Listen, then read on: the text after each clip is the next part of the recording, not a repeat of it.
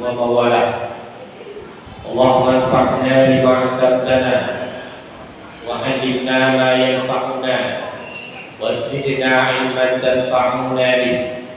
رب اشرح لي صدري ويسر لي امري واحلل عقدة من لساني yafqahu qawli. Amma ba'd. Sama-sama kita hormati pengurus Masjid As-Sajadah, Bapak Imam Bapak Sofyan SAG MH.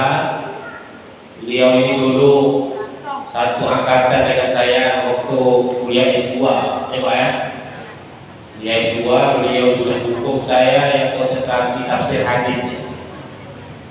Juga beliau dulu tugas kantor Warung Baik, saya bertugas di Imam Masjid Paripurna Kelurahan Sribati. Anggota beliau juga. Kalau dulu berjumpa di ujung Pekanbaru, sekarang ke malam ini berjumpa juga di ujung Pekanbaru. Mudah-mudahan Pak Imam sehat-sehat selalu. Karena kalau melihat dari sejarah Pekanbaru, Pak, dulu ada imam sholat subuh ditampar sama orang gila. Hati-hati Pak Imam ini. Saya wasiat sama jamaah, tolong dikawal Pak Imam. Sekarang orang gila pandai dia memilih mana jamaah, mana imam. Juga saya hormati Bapak Ibu, orang tua saya, cik-cik dan puan-puan. Yang besar tak dihimbau gelar, yang kecil tak dapat disebut nama. Mudah-mudahan kita yang hadir di sini mendapatkan kesehatan dan juga keberkahan dari Allah Subhanahu wa taala. Amin. Ada orang lain? Mudah-mudahan yang bilang amin Allah berikan kesehatan. Yang enggak bilang amin, mudah-mudahan besok sakit.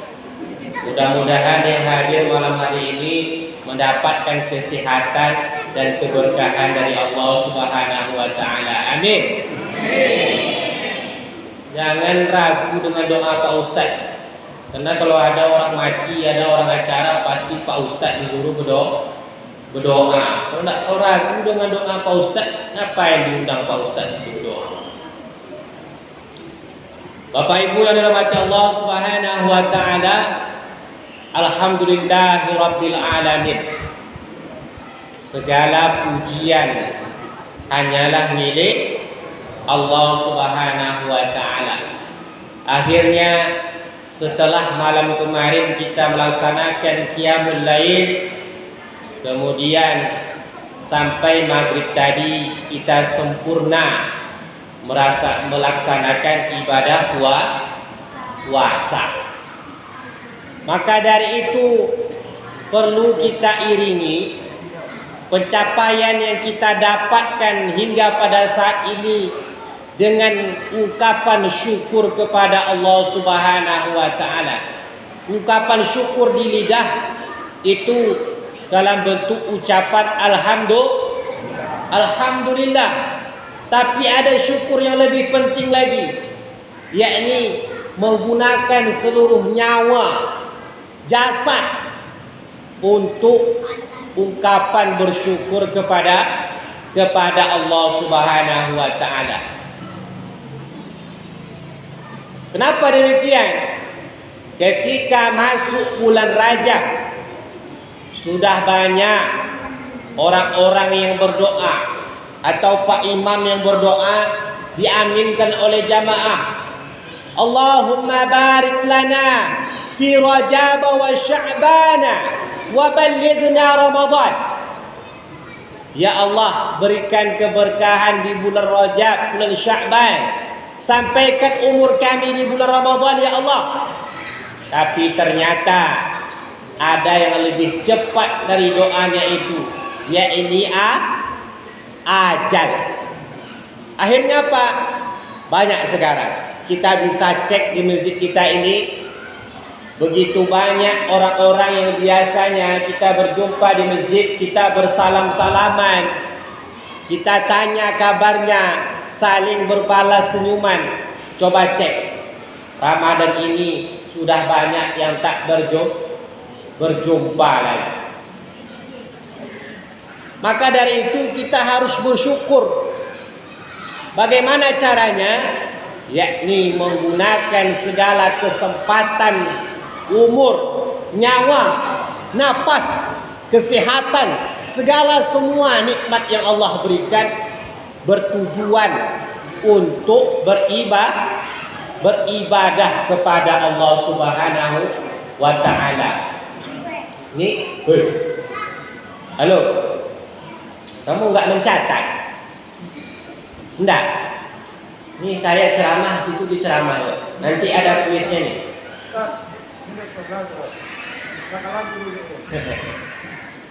Biasanya anak-anak disuruh mencatat, tapi sini tak dapat mencatat. Pokoknya nanti Pak Ustadz tidak mau tanda tangan kalau bukunya kosong. Kalau tidak penuh catatannya, tidak mau Ustadz tanda tangan. Paham ya? Ini kadang-kadang ada buku kosong, bapaknya pula yang ngasih ke Ustadz. Bapaknya kasih buku ke Ustadz, tolong Ustadz tanda tangani. Apa yang mau saya tanda tangani? Kosong. Maka kalau nggak mencatat, dengarkan. Baik, Bapak Ibu yang dirahmati Allah Subhanahu wa ta'ala, perlu kita sadari, kita ini secara umum diciptakan oleh Allah untuk beribadah. Wa ma khalaqatul jinna wal insa illa liya'budun. Aku tidak ciptakan jin dan manusia kecuali untuk beribadah. Kalau ada yang tak mau beribadah sebab dia manusia, kemudian dia pengen mengaku-ngaku menjadi makhluk jin, jin juga wajib beribadah. Jangan salah. Ini capek beribadah, saya jadi jin aja. Jin juga harus beribadah. Jangan salah. Nah, khususnya di bulan Ramadan ini, kegiatan ibadah itu harus lebih intens, harus lebih fokus.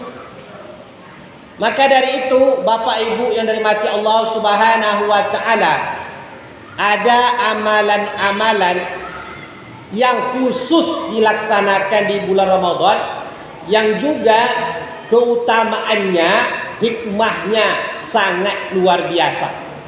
Jadi sebenarnya judul dibacakan protokol tadi itu salah itu.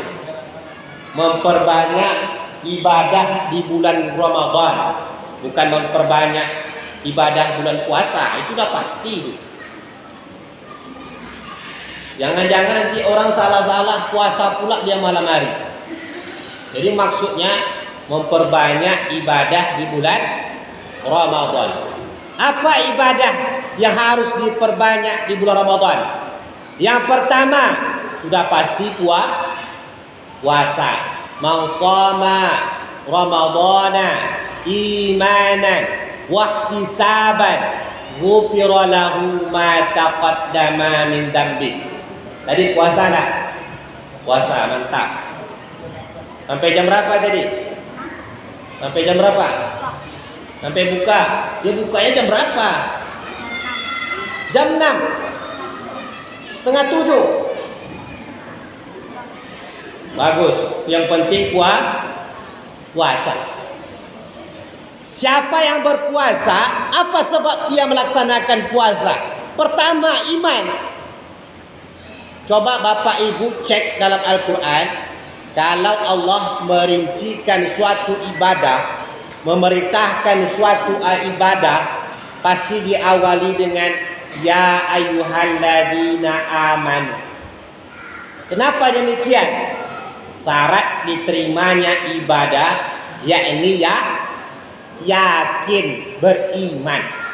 Sebanyak apapun amal soleh orang, tapi kalau dia tak beriman kepada Allah, tak dia wujudkan imannya itu dengan ungkapan asyhadu an la ilaha illallah, amal solehnya tak diterima. Catat itu. Nah, siapa yang melaksanakan puasa, Karena sebab yakin dia bahwa nanti puasanya ini akan dipertanggungjawabkan oleh Allah di hadapan Allah. Kemudian apa sebab dia puasa? Wahtisaban. Apa ihtisab? Ihtisab itu asal katanya hasiba, yakni menghitung. Ini yang jarang kita lakukan Bapak Ibu sekalian. Jarang kita menghitung-hitung diri kita. Jarang kita mengevaluasi diri kita. Pernah tidak kita dalam satu hari kita sediakan waktu 5 menit saja untuk memuhasabah diri kita? Ya Allah, tadi dosaku sudah berapa banyak ya Allah? Amal solehku sangat sedikit ya Allah. Tadi solat subuh aku jam 8 ya Allah. Ketika orang tanya, aku bilang solat duha ya Allah. Padahal solat subuh hanya berkunut ya Allah. Rupanya solat subuh terlambat. Itu juga harus diintrospeksi. Solat zuhurnya hampir di solat asar. Asarnya hampir di waktu maghrib. Itu juga harus dievaluasi. Sudah tepat waktunya, juga harus dievaluasi. Bagaimana bacaannya dalam solat, bagaimana gerakannya dalam solat. Pernah tak saya tanya Bapak Ibu sekalian, pernah tak Bapak Ibu menyediakan waktu untuk memperdengarkan bacaan Al-Fatihah kepada orang yang lebih mengetahui? Kalau kita lihat di sini sama Ustaz Sofyan lah tanya. Pernah nggak Bapak Ibu meminta Ustaz Sofyan mendengarkan bacaan surah Al-Fatihah Bapak Ibu sekalian? Belum pernah kan? Padahal surah Al-Fatihah itu syarat rukun dalam sholat. Kalau Al-Fatihah tidak diucapkan dalam sholat, sholatnya tidak sah. La salata liman lam yaqra bi Fatihatil Kitab. Tidak sah solat kalau tidak membaca surah Al-Fatihah. Kalau masih tak bisa membedakan ha, alhamdu, kemudian huruf ha yang ada billahi. Kalau ha di alhamdu itu wasatul halak namanya, tengah tenggorokan. Kalau huruf ha pangkal tenggorokan. Ha sama ha, alhamdulillahi, itu baru huruf ha. Belum lagi kalau baca Quran ini Bapak Ibu sekalian, itu jangan malu-malu menggerakkan mulut. Kalau dia berbaris patah, yang ngangakan aja mulut tuh. Al, jangan sok-sok imut. L, itu tutup mulut. L. Jadi kalau tak bagus buka mulut itu, tak bagus pula bunyinya. Kemudian baris tomah, mulutnya harus monyong. Alhamdulillah. Jangan terlalu lebar. Alhamdulillah. Jadi bunyinya seperti huruf O. Kemudian kalau dia berbaris kasroh, bibir bawah yang ke bawah. Alhamdulillahi. Harus ke bawah, tidak boleh mencong ke samping. Jadi bunyinya seperti huruf E. Nah, orang yang paham dengan kekurangan-kekurangan ini, dia melaksanakan puasa di malam hari, dia lengkapi dengan qiyamul lail. Apa yang dia dapatkan? Ghufira lahu ma taqaddama min dzanbi. Allah ampunkan dosa-dosanya yang telah lalu. Manusia yang cerdas itu, dia pasti akan merasa dirinya begitu banyak dosa, begitu sedikit pula amal soleh. Maka dia tutupi, dia niatkan, mudah-mudahan puasanya ini bisa menambah yang kurang dalam amal solehnya, bisa mengurangi yang banyak dalam dosanya. Maka amal ibadah yang pertama yang harus dilakukan yakni puasa. Yang kedua qiyamul qiyamul lail, yang juga ganjarannya diampunkan dosa. Apa yang kemudian amal soleh yang bisa dilakukan di bulan Ramadan? Yang ketiga adalah bersedekah. Kenapa demikian? Rasul katakan sendiri, man fattara sha'iman falahu mithla ajri sha'imihi. Siapa yang memberikan perbukaan puasa, maka dia mendapatkan pahala seperti orang yang berpuasa. Kalau ternyata orang yang dia berikan perbukaan ini puasanya tak sempurna, maka ke dia tidak ada ngaruh pahalanya. Tetap dia dapat pahala puasa sempurna. Jadi dalam Ramadan ini bukan hanya fisik yang harus kita kuatkan, tapi juga harus harta. Apa maksudnya? Bahwa Islam ini mengajarkan kita untuk menjadi umat yang mampu, yang kuat ekonomi. Kenapa harus kuat ekonominya? Untuk berbagi. Apalagi nih bulan Ramadan. Coba Bapak Ibu, nih dah habis 1 hari Ramadan ini. Sudah ada enggak Bapak Ibu bersedekah diniatkan pahalanya untuk orang tua? Saya kadang terpikir Pak Ibu, terakhir bulan Syakban kemarin, alhamdulillah saya masih punya orang tua, tapi pergi kami ke Jalan Raja Wali Sukajadi, itu ziarah ke makam atuk. Jadi atuk saya di situ kuburnya.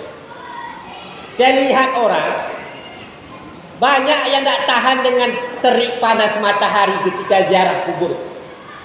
Padahal bisa jadi dia ziarahi makam ayahnya, makam emaknya sekali setahun, pas mau puasa aja. Tidak tahan kena terik matahari. Pernah ada dia pikirkan? Kalau selama dia kecil, emaknya, ayahnya tak peduli panas matahari untuk menafkahkan dirinya, bahkan bukan hanya panas matahari, kalau perlu darah ditumpahkan. Nah, sebab kita mengingat jasa orang tua itulah, sudahkah kita bersedekah hari ini untuk orang tua? Rasulullah itu Bapak Ibu sekalian, itu adalah manusia yang sangat dermawan. Jangan bilang Rasulullah itu makhluk yang miskin, manusia yang miskin. Di akhir hayatnya beliau berkurban 100 ekor unta. 1 ekor unta itu kita taruh ajalah harga 30 juta. Itu pun unta yang sudah kurapan lah itu. Sudah sakit-sakitan. Kali 100. Berapa? 3 miliar. Miskin tak Rasulullah? Tapi ternyata ketika beliau meninggal, beliau hanya meninggalkan baju besi yang masih tergadai dengan orang Yahudi. Kemana hartanya? Habis untuk disedekahkan kepada umat Islam. Apalagi di bulan Ramadan, beliau bertambah lagi kedermawanannya sesuai dengan hadis yang diriwayatkan oleh para sahabat, diriwayatkan oleh Imam Tirmizi. Apa beliau katakan? Kana Nabi sallallahu alaihi wasallam ajwanun nas. Adalah Nabi itu adalah manusia yang sangat dermawan. Wa kana ajwaduhu fi Ramadan. Dan dia ketika di bulan Ramadan lebih dermawan lagi. Lewat 15 menit. Apa? Ada 2 poin ya. Biasanya memang ada tulisan itu.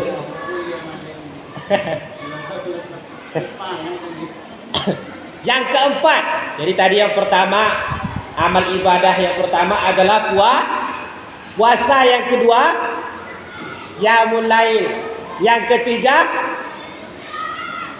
malas sekali gue tengok ibu-ibu nih bah. Baru malam kedua. Aku pikir tadi malam kedua nih masjidnya yang kebesaran. Karena saya lihat jamaahnya sedikit. Karena saya khutbah di sini pun memang sedikit jamaahnya. Masjidnya memang besar.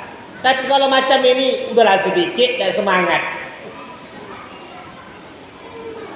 Ini macam orang hidup segan mati tak mau pula ngaku tu.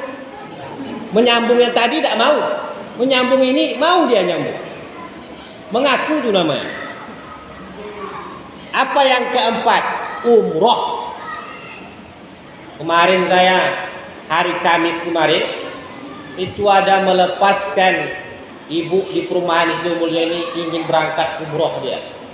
Betapa nikmatnya orang yang bisa melaksanakan ibadah umroh di bulan Ramadan.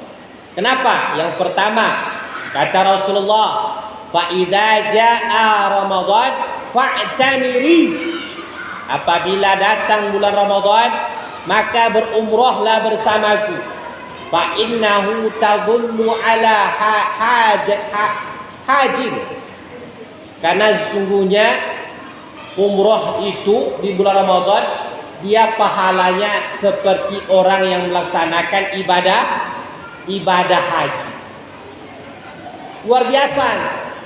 Yang kedua, apa keutamaan umroh di bulan Ramadan? Hemat.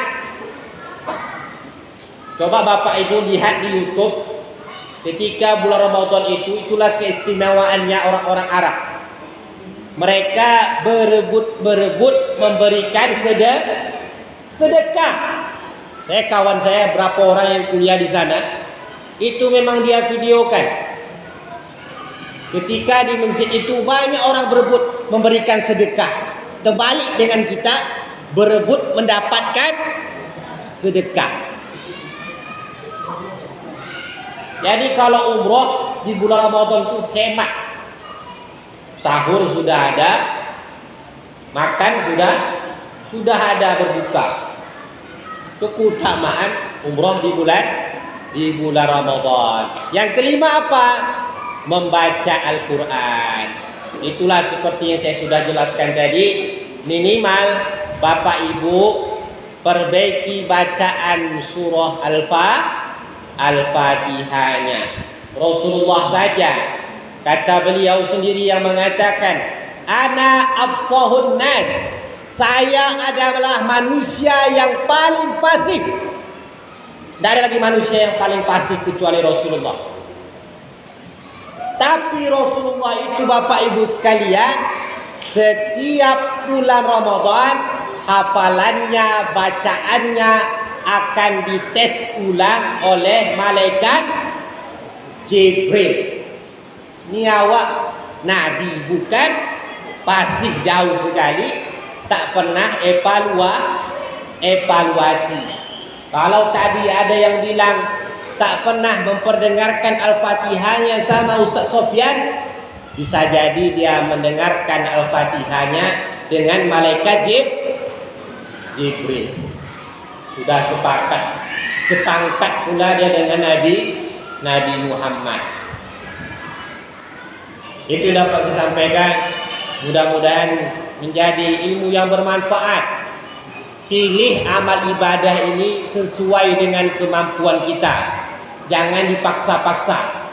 Nanti karena Ustaz bilang ibadah yang afdal termasuk diantaranya umroh, sampai berhutang-hutang. Padahal beli minyak goreng pun tidak sanggup, beli minyak solar pun tidak mampu. Umroh ketika mampu, apalagi terapel umroh tuh kesempatan dia pula. Kalau ketika bulan Ramadan itu naik pula biaya umrohnya. Jadi kumpulkan dana semampunya, lihat fisik sekuatnya. Kita tutup dengan doa kafaratul majlis. Subhanakallahumma wa bihamdika asyhadu an la ilaha illa anta astaghfiruka wa atubu ilaik.